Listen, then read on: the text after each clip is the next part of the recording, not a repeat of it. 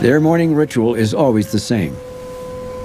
As the sun comes up on their island home, they simply sprawl on the rocks, lapping it up. And they're not the only creatures soaking up the sun.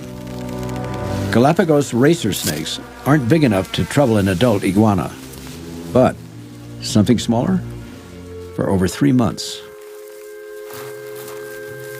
Today, when the sun has warmed the sand, they will emerge. It's time for this one to crawl out into the rest of life. If she starts too early, before she's warm enough, she won't have the energy to run very fast. If she leaves too late, then her enemies may be supercharged. It's the biggest decision she'll ever make.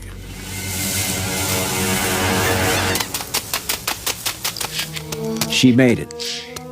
The snakes missed their chance, but more babies are hatching. And now, the snakes are on alert.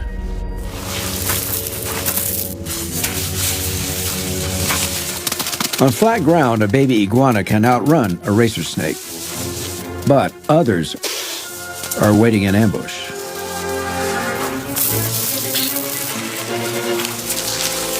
Another hatchling has its first glimpse of a dangerous world. The snake's eyes aren't very good, so if the hatchling keeps its nerve, it may just be okay.